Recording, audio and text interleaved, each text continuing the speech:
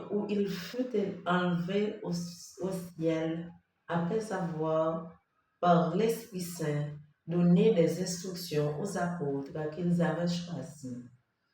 C'est à eux qu'il s'est présenté vivant après sa passion. Il leur en a donné bien des preuves, puisque pendant 40 jours, il leur est apparu et leur a parlé du royaume de Dieu. Au cours d'un repas qu'il prenait avec eux, il leur donna l'ordre de ne pas quitter Jérusalem, mais d'y attendre que s'accomplisse la promesse du Père. Il déclara, « Cette promesse, vous l'avez entendue dans ma bouche. Alors que Jean a baptisé avec l'eau, vous, c'est dans l'Esprit Saint que vous serez baptisés d'ici peu de jours. » Ainsi réunis, les apôtres l'interrogeaient. « Seigneur, est-ce maintenant le temps où tu vas rétablir le royaume pour Israël? » Jésus leur répondit, « Il ne vous appartient pas de connaître les temps et les moments que le Père a fixés de sa propre autorité. Mais vous allez recevoir une force. Quand le Saint-Esprit viendra sur vous, vous serez alors mes témoins à Jérusalem, dans toute la Judée et la Samarie, et jusqu'aux extrémités de la terre. » Après ces paroles, tandis que les apôtres le regardaient, il s'éleva et une nuée vint le soustraire à leurs yeux. Et comme ils fixaient encore le ciel où Jésus s'en allait, voici que, devant eux, se tenaient deux hommes en vêtements blancs, qui leur dirent, « Galiléens, pourquoi restez-vous là à regarder vers le ciel? Ce Jésus qui a été enlevé au ciel, d'auprès de vous viendra de la même manière que vous l'avez vu s'en aller vers le ciel. » Parole du Seigneur. Nous rendons grâce à Dieu. Méditons dans le psaume 46.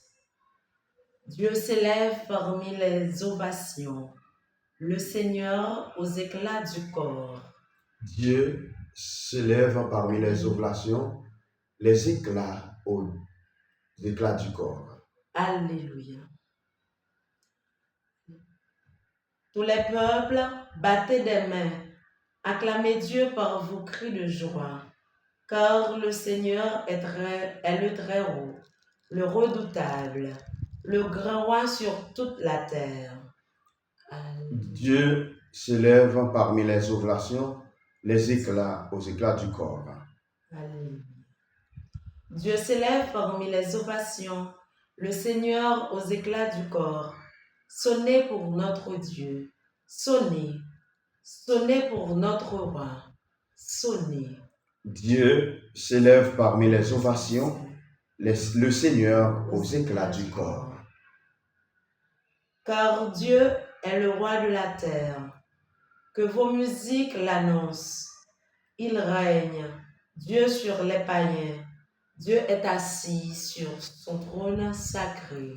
Dieu s'élève parmi les ovations, le Seigneur aux éclats du corps. Et maintenant, mes frères et sœurs, écoutons notre sœur, Christy, qui va lire pour nous la deuxième lecture. Lecture de la lettre aux Hébreux. Le Christ n'est pas entré dans un sanctuaire, mais de main d'homme. Figure du sanctuaire véritable, il est entré dans le ciel même, afin de se tenir maintenant pour nous devant la face de Dieu. Il n'a pas à s'offrir lui-même plusieurs fois, comme le grand prêtre qui, tous les ans, entrait dans le sanctuaire, en offrant un sang qui n'était pas le sien. Car alors, le Christ aurait dû plusieurs fois souffrir la passion, depuis la fondation du monde, mais en fait, c'est une fois pour toutes, à la fin des temps. qu'il s'est manifesté pour détruire le péché par son sacrifice. Et comme le sort des hommes est de mourir une seule fois et puis d'être jugé, ainsi le Christ s'est-il offert une seule fois pour enlever les péchés de la multitude. Il apparaîtra une seconde fois, non plus à cause du péché, mais pour le salut de ceux qui l'attendent. Frères, c'est avec assurance que nous pouvons entrer dans le véritable sanctuaire, grâce au sang de Jésus. Nous avons là un chemin nouveau et vivant qu'il a inauguré en franchissant le rideau du sanctuaire. Or, ce rideau est sa chair, et nous avons le prêtre par excellence, celui qui est établi sur la maison de Dieu. Avançons-nous donc vers Dieu avec un cœur sincère et dans la plénitude de la foi. Le cœur purifié de ce qui souille notre conscience, le corps lavé par une eau pure, continuons sans fléchir d'affirmer notre espérance, car il est fidèle, celui qui a promis. Parole du Seigneur. Nous rendons grâce à Dieu. Évangile de Jésus-Christ selon saint Luc. Gloire à toi, Seigneur Jésus. En ce temps-là, Jésus ressuscité, apparaissant à ses disciples, leur dit: il est écrit que le Christ en souffrirait, qu'il ressusciterait d'entre les morts, et le troisième jour, et que la conversion serait proclamée en son nom pour le pardon des péchés à toutes les nations, en commençant par Jérusalem.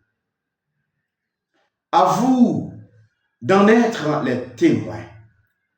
Et moi, je vais envoyer sur vous ce que mon Père a promis. Quant à vous, demeurez dans la ville jusqu'à ce que vous soyez revêtus d'une puissance venue d'en haut. Puis Jésus les emmena au dehors jusque vers Béthanie, et levant les mains, il les bénit.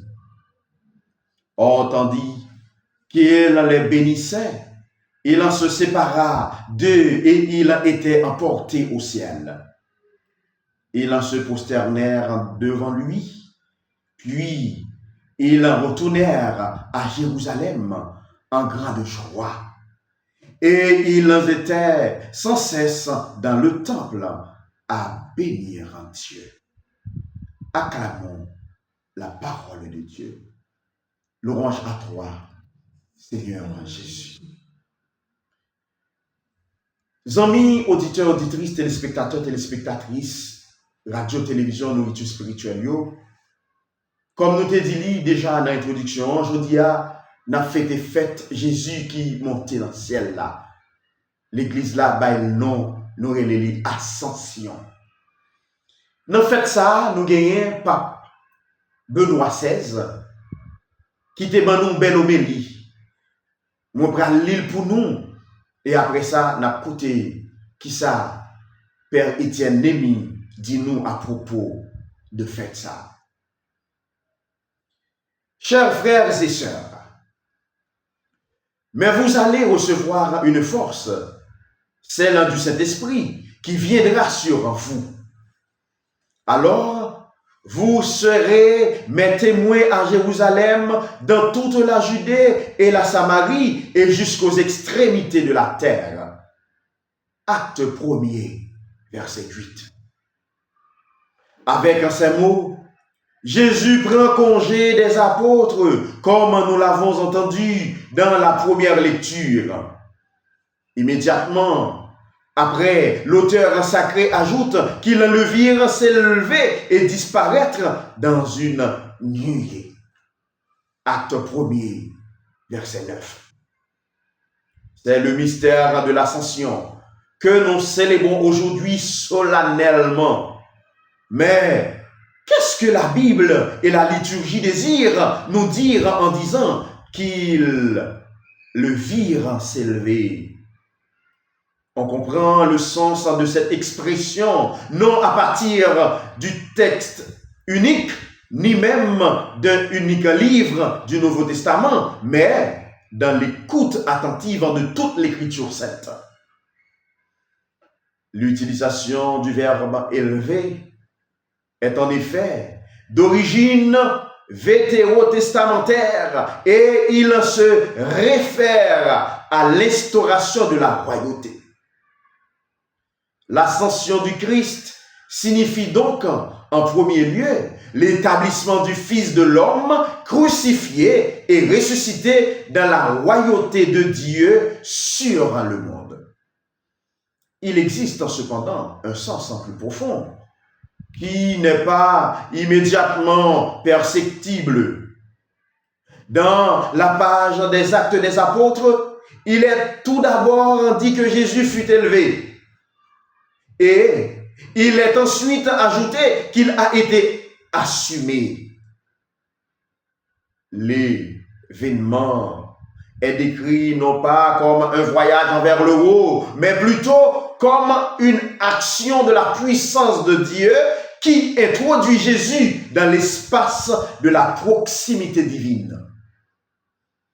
La présence de la nuée qui le fit disparaître à leurs yeux rappelle une très ancienne image de la théologie vétérotestamentaire et inscrit le récit de l'ascension dans l'histoire de Dieu avec Israël de la nuée du Sinaï et au-dessus de la tente de l'alliance du désert jusqu'à la nuée lumineuse sur le mont de la transfiguration. Présenter le Seigneur enveloppé dans la nuée évoque en définitive le même mystère exprimé par le symbolisme de s'asseoir à la droite de Dieu. Dans le Christ, élevé au ciel, l'être humain est entré de manière inouïe et nouvelle dans l'intimité de Dieu. L'homme trouve désormais pour toujours place en Dieu. Le ciel, le mot ciel, n'indique pas un lieu au-dessus des étoiles, mais quelque chose de beaucoup plus fort et sublime. Il indique le Christ lui-même, la personne divine qui accueille pleinement et pour toujours l'humanité, celui en qui Dieu et l'homme sont pour toujours inséparablement unis. L'être de l'homme en Dieu, tel est le ciel. Et nous nous approchons du ciel. Au mieux, nous entrons au ciel, dans la mesure où nous nous approchons de Jésus et entrons en communion avec lui. Aujourd'hui, la solennité de l'ascension nous invite donc à une communion profonde avec un Jésus mort et ressuscité, présent de manière invisible dans la vie de chacun de nous.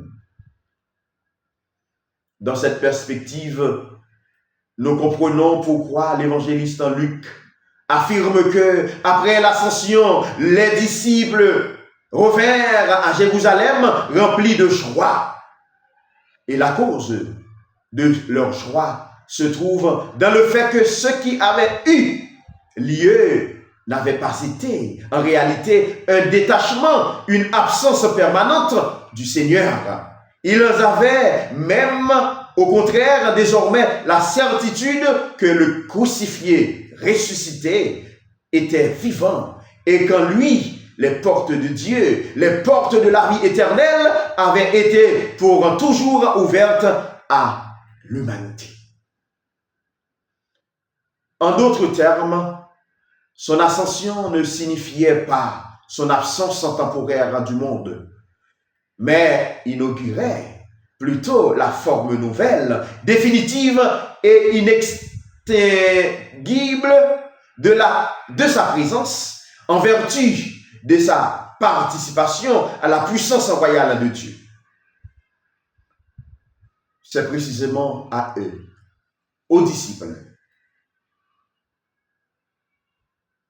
enhardis par la puissance de l'Esprit Saint, qu'il reviendra d'en rendre perceptible la présence à travers le témoignage, la prédication et l'engagement missionnaire.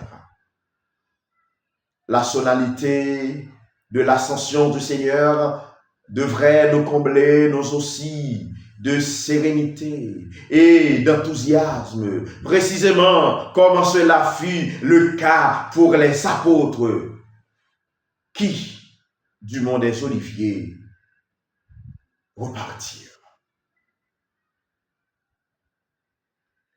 Et Kounia Frère Samuel, amis auditeurs, auditrices, téléspectateurs, téléspectatrices, radio, télévision, nourriture spirituelle, en nous écouter ensemble avec nous. Qui ça, Père Étienne Lémy, dis-nous, en cette fête de l'Ascension. Après ces paraboles, tandis que les apôtres le regardaient, il s'éleva et une nuée vint le soustraire à leurs yeux. C'est par ces mots que les actes des apôtres nous relatent l'ascension de Jésus. Dans une société qui fonctionne normalement, l'ascension est généralement le signe d'une réussite, la récompense d'un travail bien fait, un signe de reconnaissance. C'est pourquoi nous pouvons considérer l'ascension de Jésus comme étant le signe de la reconnaissance par le Père de sa mission sur la terre. C'est le signe que le sacrifice de sa vie a été agréé par son Père. Nous pouvons alors voir la nuée qui accompagne son ascension comme étant la fumée de l'holocauste de sa vie qui monte agréablement vers le Père.